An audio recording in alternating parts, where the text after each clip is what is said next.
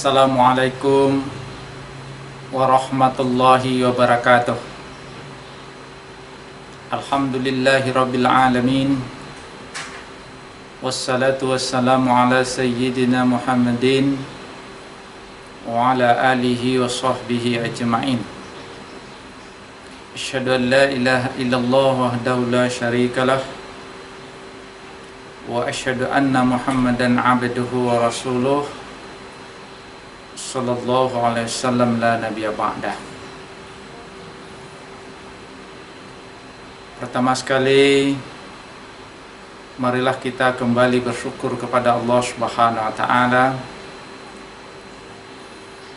yang selalu memberikan dan menurunkan rezekinya untuk kita, sehingga kita dapat melaksanakan ubudiyah kepada Allah Subhanahu wa taala, dapat melaksanakan apa yang diperintahkan oleh Allah dan menjalankan apa yang diajarkan oleh Rasulullah sallallahu alaihi wasallam. Kemudian salam marilah kita doakan semoga Allah menyampaikan kepada Nabi besar kita Muhammad sallallahu alaihi wasallam. Kaum muslimin dan muslimat, para pemirsa yang dirahmati oleh Allah, pada pertemuan sebelumnya kita telah berbicara dan bincangkan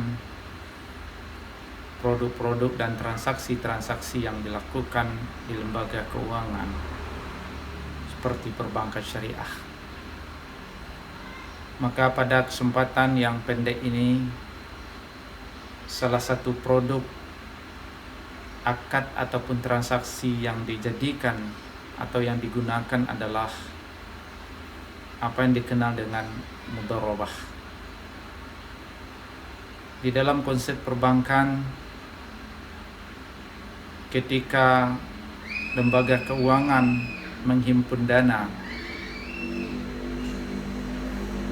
dalam rangka untuk menghimpun tabungan dari masyarakat, maka salah satu akad yang digunakan adalah transaksi yang kita kenal dengan mudharabah. Rasulullah sallallahu alaihi wasallam di dalam sejarah kehidupannya pernah melakukan transaksi dalam bentuk mudharabah. Ketika Khadijah memiliki modal, lalu yang menjalankan modal itu adalah Muhammad sallallahu alaihi wasallam. Lalu dalam satu riwayat dari Ibnu Majah, Rasulullah sallallahu alaihi wasallam menjelaskan bahwa transaksi yang menggunakan akad mudharabah adalah salah satu transaksi yang diberkahi oleh Allah Subhanahu wa taala. Annan Nabiyya sallallahu alaihi wasallam qala thalathun fi hinnal barakah al-bai'u ila ajalin wal muqaradah wa khaltul burri bisya'ir lil bai' la lil bai'.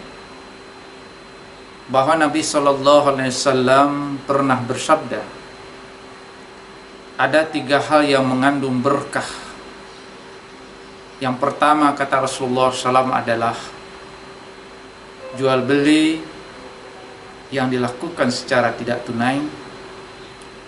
Yang kedua adalah muqaradah atau yang kita kenal dengan istilah mudharabah. Dan yang ketiga adalah mencampur gandum dengan jawar hanya untuk keperluan rumah, bukan untuk keperluan yang dijual. Maka salah satu transaksi yang diberkahi oleh Allah Subhanahu wa taala adalah transaksi mudharabah. Secara sederhana, mudharabah dapat kita pahami bentuk kerjasama antara dua orang atau antara dua pihak, yang mana salah satu pihak sebagai pemodal yang kita kenal dengan sahibul mal, dan pihak lain yang kita kenal dengan mudarib pekerjanya. Kalau kita hubungkan dengan praktek yang dilakukan di lembaga keuangan perbankan, maka ketika nasabah adalah sebagai seorang penabung, maka pada saat itu nasabah adalah sebagai sahibul mal yang memiliki harta, lalu dia tempatkan dananya di lembaga keuangan, dan lembaga keuangan yang akan mengelola dana itu sebagai mudharib ataupun yang mempekerjakan. Maka secara fikih ada beberapa prinsip yang harus kita jaga ketika pelaksanaan mudharabah. Yang pertama tentu adalah prinsip mudharabah ini adalah memang prinsipnya adalah amanah. Maka oleh sebab itu bagi orang yang melakukan transaksi mudharabah, maka mesti adalah orang-orang yang bisa menjalankannya, yang bisa menjaga amanah itu sendiri. Kita bisa bayangkan seorang yang memiliki dana, seorang yang memiliki modal, seorang yang memiliki uang, lalu diserahkan kepada orang lain supaya dikelola dengan secara baik.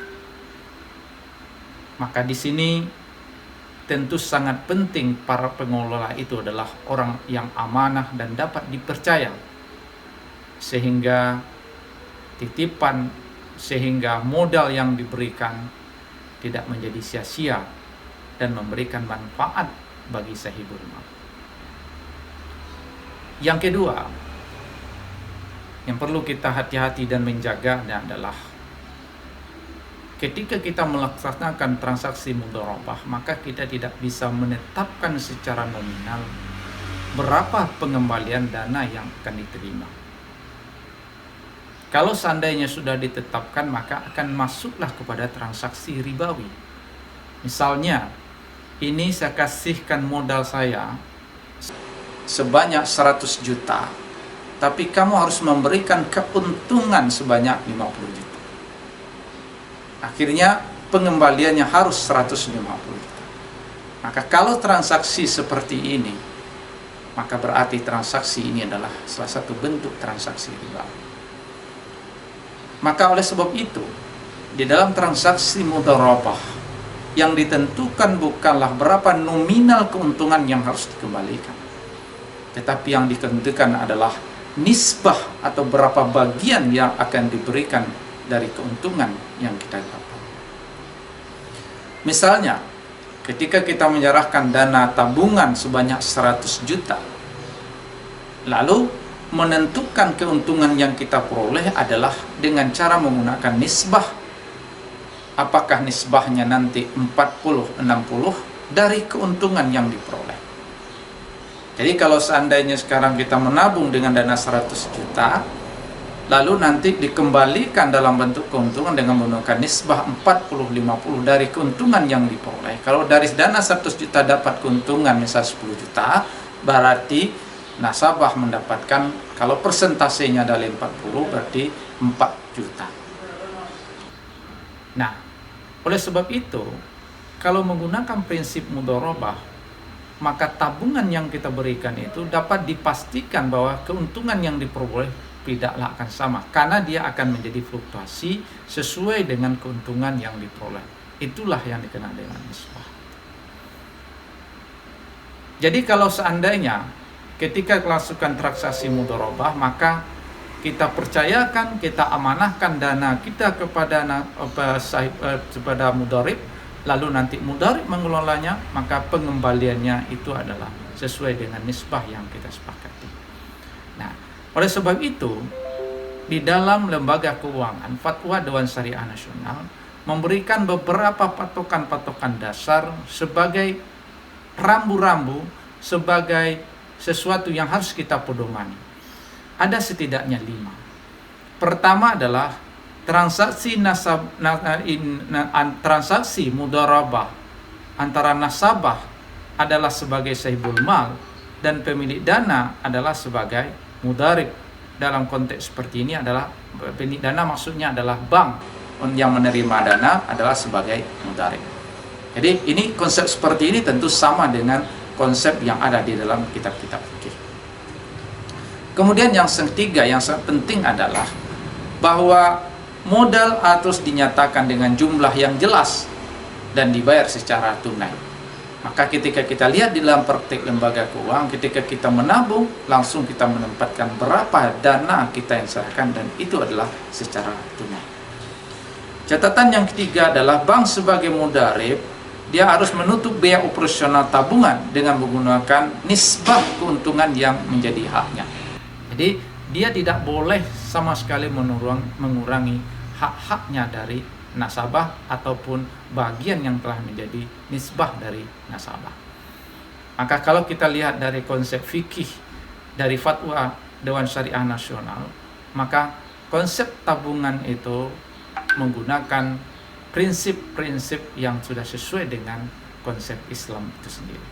Sehingga apa yang menjadi ketentuan, pertama sifatnya amanah, yang kedua adalah menggunakan nisbah, dan hak-hak yang menjadi hak dari nasabah sebagai saibul mal maka harus dikembalikan oleh mudarib. Dalam konsep seperti ini adalah lembaga keuangan.